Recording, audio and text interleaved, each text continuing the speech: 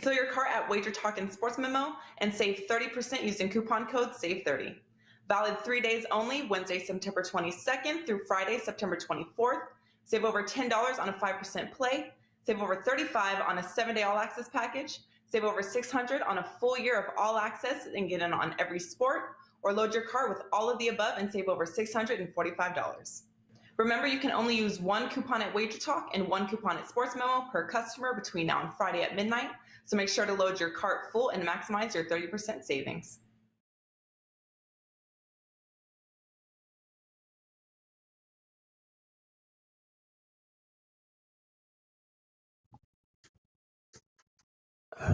Welcome into First Pitch for Thursday, September 23rd. I am Drew Martin, your host, joined by Dave Cokin and Marco D'Angelo of WagerTalk.com. Guys, we got Thursday night football starting tonight. The weekend's almost here, and baseball winners hopefully coming your way. Marco D'Angelo first up here.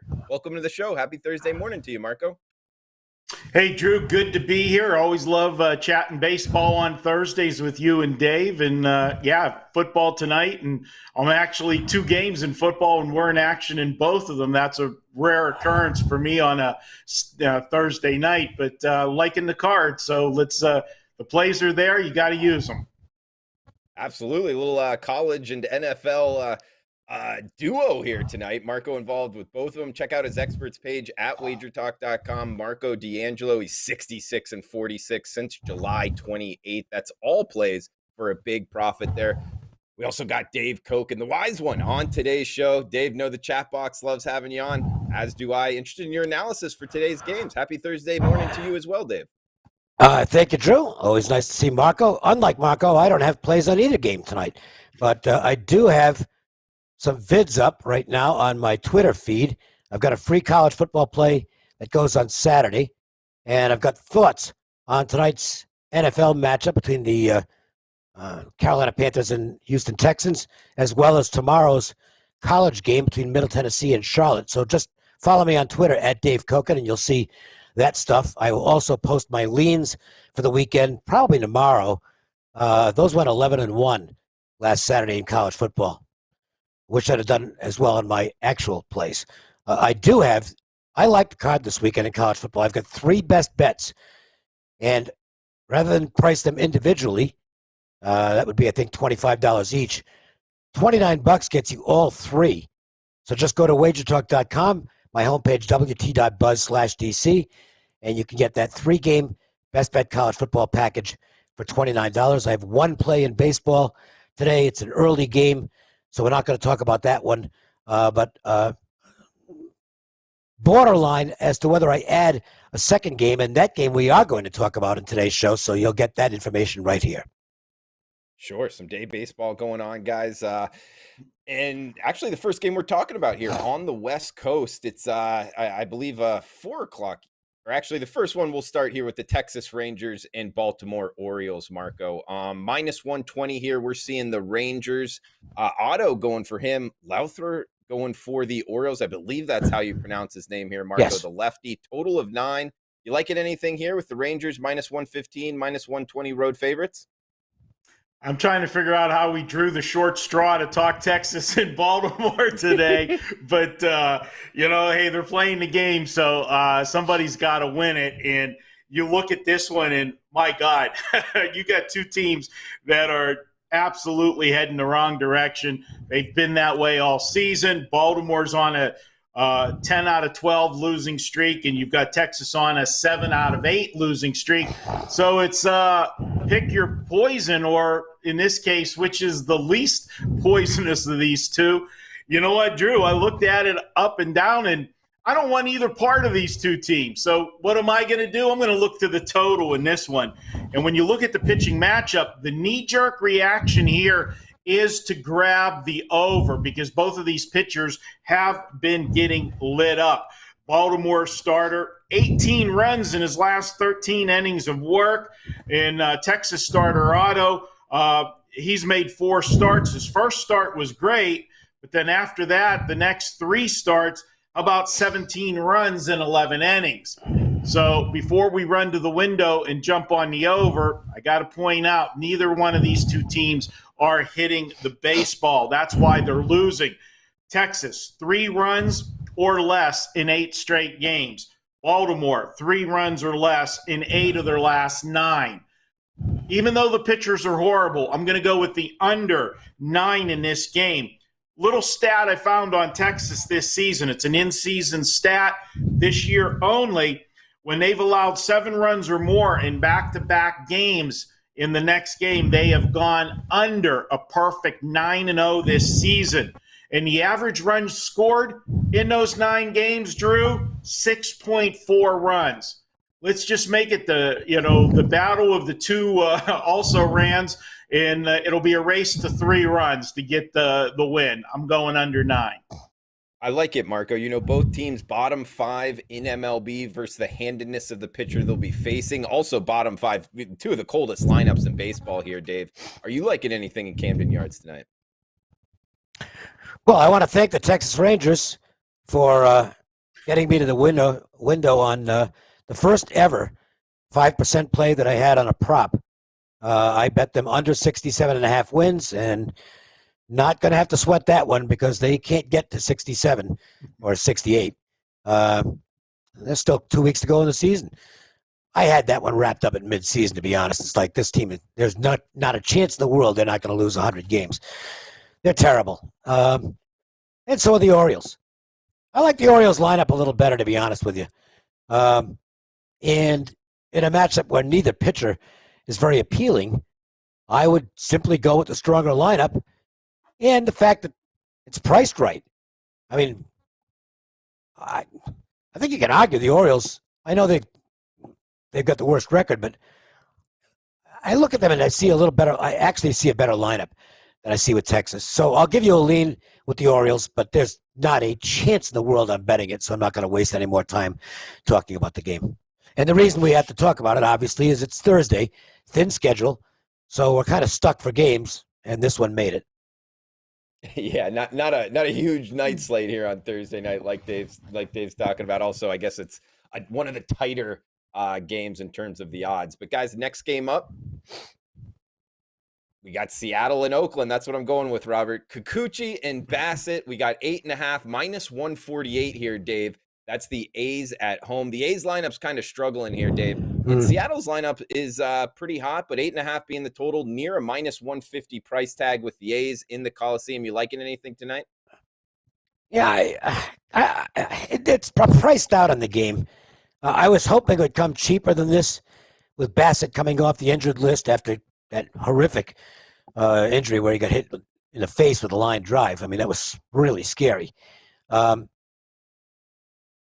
It's not your typical situation in that I think it's really important for Bassett to go out there and show he's okay, because he's coming back off of a very scary injury. Those are not easy to come back from. So I think this is an important start for Bassett.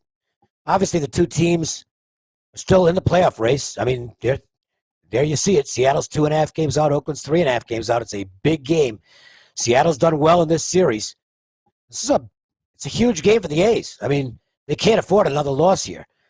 Kikuchi has not been as sharp down the stretch. He can still get it done, but he just hasn't been the Kikuchi we saw earlier in the season that made it to the All-Star game.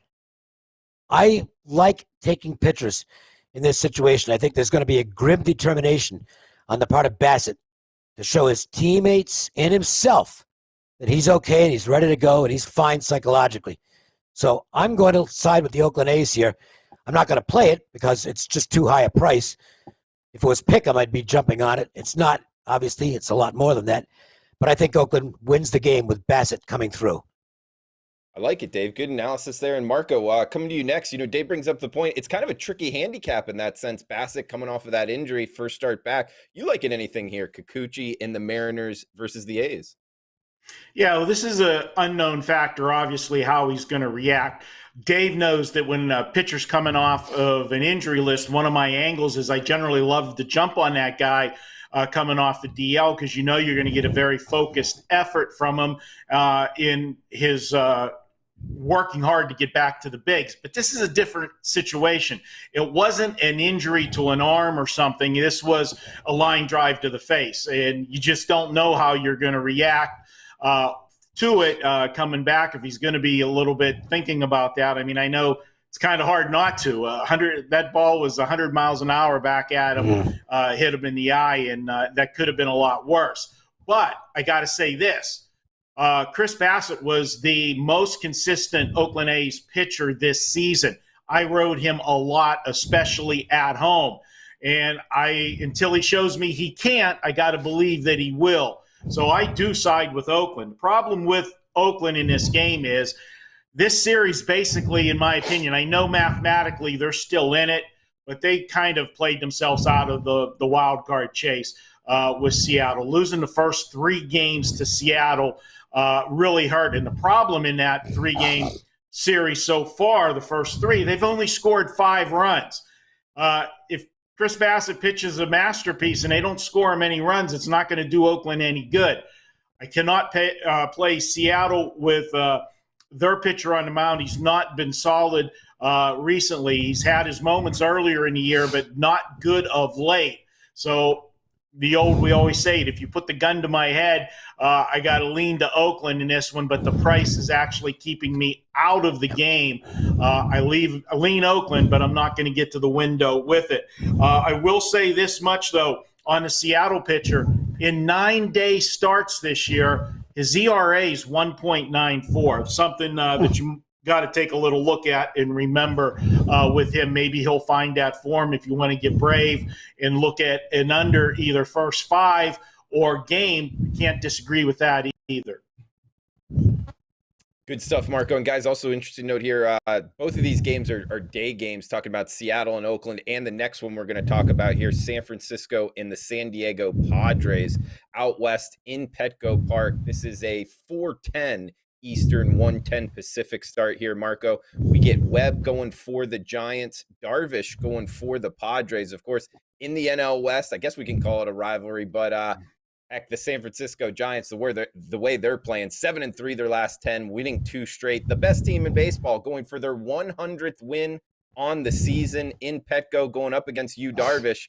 7.5 the total. Near a pick'em price, Marco, seeing -110. The Giants is the small away favorite. Yeah, if you've noticed the lines on the Padres the last 10 days, they're always getting money. They're getting respect, and they're just not playing good baseball. Now, granted, you look at this losing streak that they had, and they got nobody to blame but themselves. They've lost 10 of the last 12 games, and you're not going to make the playoffs when you do that at this time of the year. Now, to their defense, of all the teams battling for the playoffs, they drew the toughest schedule down the stretch. They had to play the Dodgers. They had to play San Francisco, both on the road. Then they played the red-hot Cardinals on the road, and then came home for this life-or-death situation series against the Giants, and they lose the first 2 of the 3, and they're just getting annihilated pitching. They have no pitching. And coming into the season, remember in the offseason when we were talking about the Padres and how loaded this team was with starting pitching, and, they were going out and, signing Velasquez and different things to try to plug some holes. It's bad. I can't back them. Darvish has been good, for them, but you're going against Logan Webb. And all I got to say is when he is on the mound for the Giants, it's almost an automatic W. He's made 23 starts this season for the Giants. They're 19-4 in those starts. The Giants in day games, they're 38-17 this year. And last but not least, against right-handers, they absolutely kill them. 73-33 against right-handers. There's just no way I can get to the window with the Padres, but for some reason, I just can't pull the trigger on the Giants. If I do, it'll be the Giants. And I looked at this game over and over and almost hit the send button 3 times today to the clients, but I just couldn't get there, knowing that, it's a rivalry and, the Padres, last gasp. Well, I'll tell you what. If the Padres, I don't think they have a shot at making the playoffs. I think they realize it too. But that final series of the season is going to be fun when they go to L.A. because there's nothing they want better than if they can make the Dodgers settle for the wild card. That'll be a fun series, the last one of the season, because they've all been fun so far with the Padres and Dodgers. Absolutely, Marco. They have. And Dave, interested in your opinion here. Giants, Padres, to Marco's point, losing 5 straight, not helping themselves out down the stretch here, Dave. No, Darvish looked good in his last start. He appears to be healthy again. And there's no reason to think he won't pitch pretty well here. But Logan Webb has been money for the Giants. I mean, I'm certainly not going to tell Gabe Kapler what to do because Kapler's a runaway for the NL Manager of the Year. But if it's me, I think I'd have Logan Webb out there in the first playoff game. He'd be my lead starter, be it wild card or division series. He has been terrific for this baseball team. And the team mindsets have to be miles apart here. The Giants just refuse to lose. Every time the Dodgers make a move on them, the Giants just answer and stretch the lead back out again. And that's what they've done again this week. And the Padres are done. You can stick a fork in them. They're a bad baseball team right now. I'm not going to put any, I don't think it was a big deal with Machado and Tatis. That stuff happens, and it just happened to get caught on camera. They've ironed that out. But the fact is, they're just not getting it done right now. Their defense has been a little bit shaky. The pitching has been terrible. And the offense has been inconsistent. I think we knew it was white flag time for the Padres when they missed out on the guys they wanted at the deadline, had nobody to bring up for the minor leagues, and had to go out and get Jake Arrieta, Ross Detweiler, and Vince Velasquez. That's not the kind of moves a team that's heading to the playoffs is going to make. That's the kind of moves a team that is absolutely desperate and has nowhere to turn is going to make, and that's what they've done. And Arrieta's been awful, and Velasquez has been awful, and Detweiler's just a spot guy out of the bullpen, and he ain't exactly money. It's a team deal here all the way. Giants are the only side I can play. I like it, Dave. I do agree with you. We'll revisit this game in best bets, and also remember the 2 games before that. Well, actually, San Francisco, San Diego Padres, Seattle, and Oakland are day starts, guys. So not too much time to get your bets in. We do have one last night game here to talk. Toronto Blue Jays and Minnesota Twins here, Dave. We get Steven Matz going for the Blue Jays, Michael Pineda going for the Twins, seeing a total of 9 or 9.5, depending where you're shopping. Looking at the Wager Talk odds screen right now, guys, minus 135. That's what we're seeing the team north of the border here. Toronto Blue Jays as the away favorite, Dave. And 2 guys who I would not consider to be the height of reliability on the mound in Matz and Pineda. Pineda can be very good at times. He can also have command issues, and when he does, he gets lit up because he gets in the middle of the strike zone, and that's something you don't want to do against the Toronto Blue Jays and that lethal offense that they have. The flip side is Matz. I don't know. He's okay, but he's not a guy I like putting a lot of money on, and you'd have to risk quite a bit here at minus 140 to do so. But I do think it comes down to offense, and I'd rather have the Blue Jays offense than the Twins offense. So to me, the side I would have to look at is Toronto. What is going to keep me off it is the fact that it's minus 140 and the fact that Twins haven't exactly mailed it in down the stretch. Give them credit for that. They're going out there and playing hard, and their offense has actually been pretty good. The pitching still remains a problem, though. And when Toronto has a pitching edge, they certainly are a team you have to look at because their offense is it's better than just anybody's.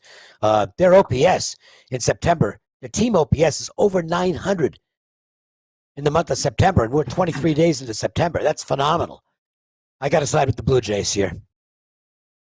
Sure. And Marco, 2 days point, I mean, they smashed righties, the number 2 lineup in MLB full season against righties. I like Toronto as well. Only half game out of the wild card, Marco. Yeah, and you're paying a price for that being a half a game out. That's why this number is what it is. When you get to the final 10 days of the season like that, you're going to have all of these must-win situation games and be prepared to pay the price for it. I'm not. I agree. The side is Toronto where you pass it. But I'm going to look to the total in this one. And, Drew, I'll just segue right into the best bet because this is my best bet. So no sense talking about it twice for the viewers. I'm going with the over 9.5 runs. Dave gave a good point about these 2 pitchers. They can be good at times, but more often than not, They have that one bad inning where you can give up a 3 or 4 spot in a hurry with these guys, and control can be a problem. These two guys both pitched against their opposing team in their last start. I bring that up because they both pitched decent. But I've always said whenever a pitcher goes back-to-back starts against the same team, the advantage shifts, in my opinion, to the hitters. You just saw them, 6 days ago, 5 days ago. And both of these pitchers are in that situation tonight. Also, from a standpoint of runs scored, now Toronto this week, 4-4-1 in their last 3 games as far as runs scored. That was against the pitching staff of Tampa Bay that has good starters and has a good bullpen. It's not the case here with Minnesota. So I expect Toronto to get more runs. And a little stat for you on Toronto, they scored just 1 run yesterday. And over the last 2 seasons, if they're coming off a loss in which they scored 1 run or less to a division opponent, over the last 2 seasons, that's happened 11 times. They've gone over 10 of the 11 games. And for Minnesota, when they've been an underdog of 150 or less this season, 46 times, pretty big sample size, they've gone over in 30 of those games. I'm going to make my best bet, Toronto, Minnesota, over the total of 9.5 runs.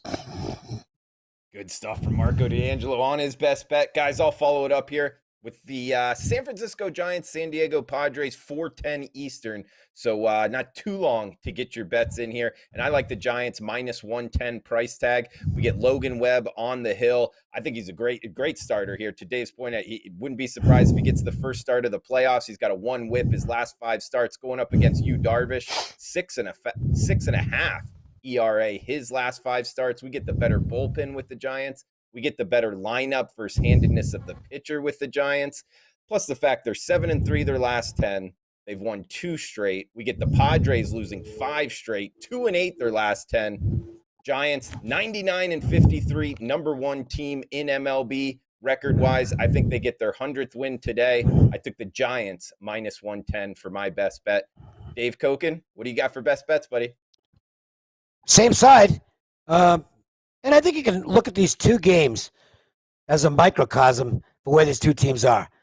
On Tuesday night, the Padres jumped out to a nice lead. Couldn't hold it. Giants catch them late and win the game. Yesterday, Padres did rally down the stretch. They made it interesting. But the Giants were so far ahead, it just didn't matter. And the Giants win again. I think it's all about the mindsets. The Giants, in a refuse-to-lose mentality, playing the best baseball around. The Padres, physically, they're still going out there and playing hard, but I think this team is just hugely disappointed at this point. They know they're not going to make the playoffs. They're too far out now, and the Cardinals are just not losing any games. This is just such a bummer for San Diego. And I'll throw this in. In this series, I think it's been 50-50 on the crowd. It's looked like and sounded like a lot of the Padres fans who had tickets decided, you know what, I'll just sell mine to a Giants fan who wants to. It hasn't been the typical home game. San Diego's had a nice home field advantage this year. The crowd really into their games and just fired up. That feeling is gone now. The atmosphere is just not what it was at Petco. So I don't think there's much of a home field advantage here.